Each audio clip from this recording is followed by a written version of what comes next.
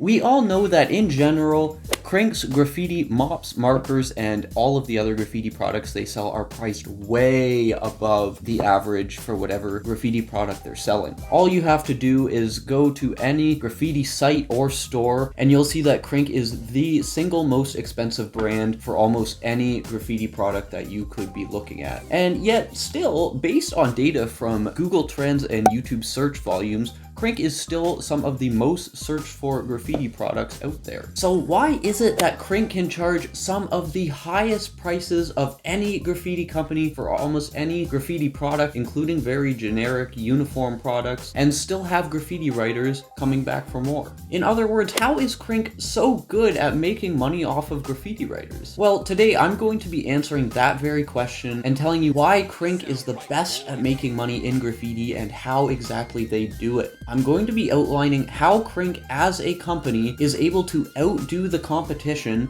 and how they've been doing this for such a long time, right under everyone's noses. To start off, I'll say this. As a graffiti writer on YouTube, I don't really get a chance to use my degree very often in almost any capacity here, but my degree is in business administration and economics, so I do have a few insights as to what's going on here exactly. And that's not to say that it's even remotely complicated, but it's all stuff that you just probably haven't considered before about Krink. So let's get into it.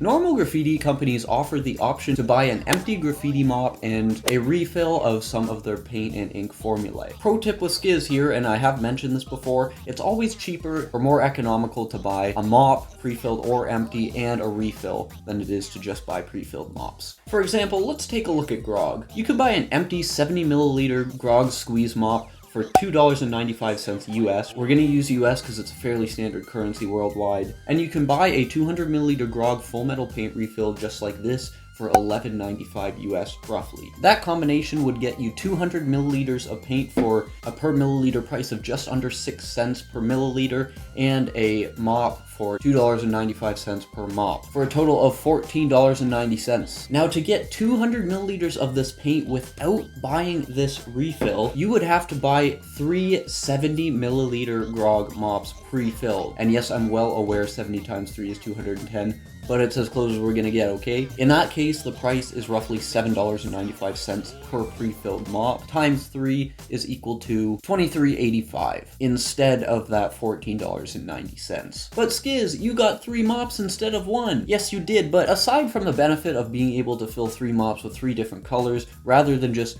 one color of a 200 milliliter refill, there isn't much benefit to having 3 because you're always going to be using 1 at a time. And don't try and tell me that eventually mops were out, because that's what buying nib replacements is for. That's another better way to do that. The underlying point here is if you couldn't buy this Grog 200 milliliter refill, to get that 200 milliliters of paint, you'd have to spend $8.95 more. And you'd be left with 2 extra mops that give you potentially a little bit of value. Even if you do want to argue that those mops aren't useless, buying 3 empty mops and one of these refills is still cheaper than buying 3 pre-filled mops. And also, marginal benefit decreases with every unit of something bought/consumed. That's one of the oldest and most basic economic models ever created, so I mean, you can't really argue with that. But what does all this gibberish actually have to do with Krink? Yep, you guessed it, Krink does the exact same thing, and what they do is they don't offer any refills of their paint or ink formulae. And just to prove this, I can tell you, I checked, and you can go check too,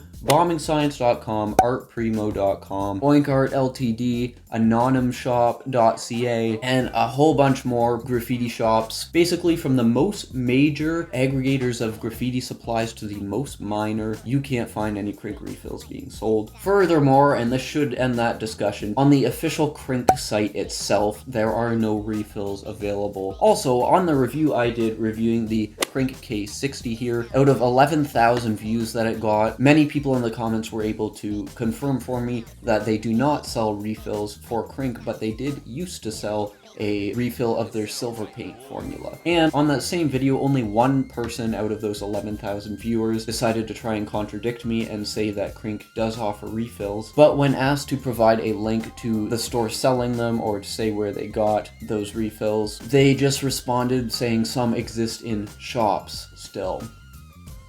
Okay. So if you do find any Krink refills, it's almost certainly very old stock. But how does that make money for Krink? Well, the exact same concept applies that I outlined for Grog, and it works in Krink's favor too. The bottom line is, if you want any of that sweet permanent Krink formula, you have to buy it in a pre-filled mop, just like this one. For example, if you want 180 milliliters of the Krink paint formula because it's permanent and because you love it and because it smells good, it smells pretty good to be honest, you would have to buy 3 of these Krink K60s, and you would also have to pay a premium price to buy each of those Krink K60s. In this case, premium means that you're paying more for the mop and the paint because it's bundled together, and for some reason that's more convenient or something. And once these Krink K60s are empty, they're empty, at least in terms of the Krink paint formula. You can obviously refill them with something else, but that's not what we're interested in here, is it? Now that explains how Krink forces the graffiti writer to spend more money than you otherwise would have to buy the same amount of paint, because to get that same amount of paint, you would have to buy more mops than you could ever reasonably want, or let alone have carrying space for. But that also leads to how Krink sells better than their competition even, using this strategy.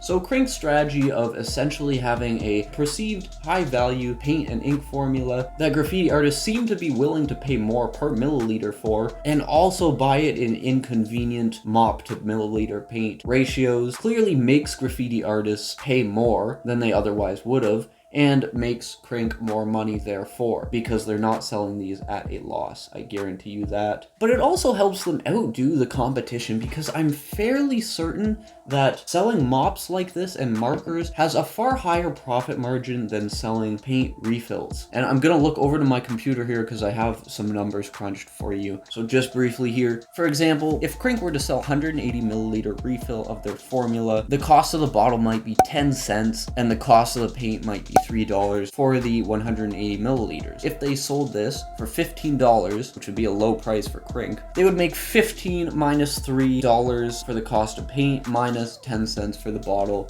If it's a plastic one like this, their old refills were in glass bottles for some reason, minus some negligible manufacturing and filling cost, is equal to about $11.90 in profit. Therefore, their profit margin on that refill would be 79.33%. Not bad. Although the costs in companies and their pricing strategies may be a little bit different within different graffiti companies, generally within the industry across the board, you're going to see very similar profit margins on products like a paint refill, because all the companies have to formulate it, all the companies have to mix it, all the companies have to bottle it and sell it. Those are roughly the same activities creating the same costs. Although I do suspect that Krink's profit margin is slightly higher to begin with, even because they do have that brand equity that allows them to raise their prices. But that's not the point. The point is, just offering refills like every other graffiti company, like Grog does, wouldn't give Krink an advantage over another company in the market. Instead, if they make you buy 3 pre-filled Krink K60s, and they don't offer empty mops either, that's a whole nother thing, for roughly $14.95 US each, that's a total of $44.85. For this, let's assume that their cost of these plastic mop bodies and the nibs aren't particularly expensive, and I do know that that's fairly accurate because I worked as a buyer within a company who manufactured their own products, and polyplastics like this really aren't very expensive, especially in bulk, obviously, and I have pinpointed that Krink gets a lot of their mop reservoirs made in a factory in Niagara region. So again, I'm going to look to the computer here. Let's say 10 cents for the mop reservoir and 10 cents for the nib, times 3 because you bought 3 of them, is 60 cents for the mops themselves that it costs them. Then the same 180 milliliters of paint, which is what's in the 3 mops, costs them the same $3 to put in those 3 mops. And all manufacturing costs being equal, their total cost to supply the 3 pre-filled mops would be the $3 plus the 60 cents, $3.60 total. This means that their new profit margin using this strategy is now 91.97%. Krink just raised their profit margin by almost 12 2/3% above the industry average just by not offering paint refills. And not only that, but by not offering refills of their highly sought after paint formula, number one, they're making graffiti artists pay more than other companies are making graffiti artists pay for essentially the exact same products. Number two, they're making graffiti artists buy more product to get the same amount of paint formula as they could get with a different, cheaper refill option. And most importantly, overall, they found an easy way to outdo the competition and make more money per sale than other graffiti brands, which in the long run will help them get further and further ahead and continue to help them prosper and make ridiculous amounts of money. And although the industry average profit margin that we came up with is a guess, the concept still stands, and that's the important part here. The way Krink is doing it, it costs them less to sell more, and because of this, they're able to outsell the competition, moving them further and further ahead in market capitalization. And if this isn't enough to convince you of what they're doing, just go to their site and look at all the ridiculous packs of 6 and packs of 12 of all of their mops and markers that they're selling for well over $100 and $150 each. It's incredible that they have a market for this, but they've managed to build one. They have them in those gigantic packs because that is how they want you to buy their products.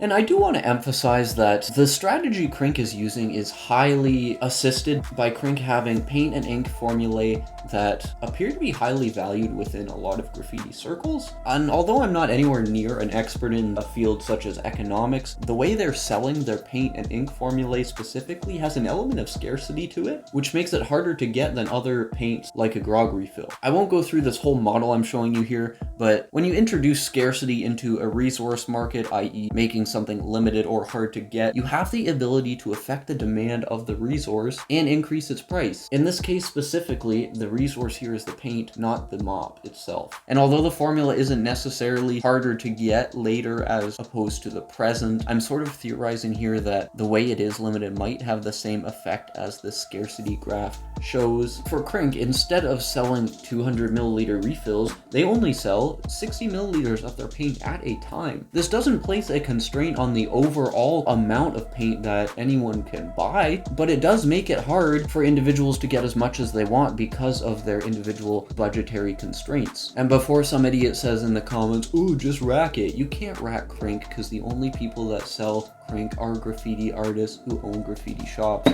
They know what racking is, okay? So just shut those comments down. So that budgetary constraint would move the model out of equilibrium to the left, where people are willing to pay at price PS a higher price for fewer milliliters of paint within mops. The way I'm theorizing it, the model doesn't exactly fit the scenario, but I am convinced that Krink is somehow making scarcity rent or some other kind of rent somehow here. But that's as far as I'm going to go today on this sort of expose on Krink and their business strategies. But what I do want to know is, what do you guys think? Is it right for Krink to be doing this from a consumer standpoint? Do you guys think this is good? There is probably an argument suggesting that the way they do it actually does increase the total money available in a graffiti market. I didn't get into that at all, but I'd love to see what the community is thinking on this. So let me know in the comments what your opinion is. I guarantee you I will definitely read it. If you found this video interesting, maybe consider subscribing to see more. We now have over 300 graffiti related videos here on the channel that you can check out if you want. I hope to see you in one of those very shortly, including the ones on screen. Until then,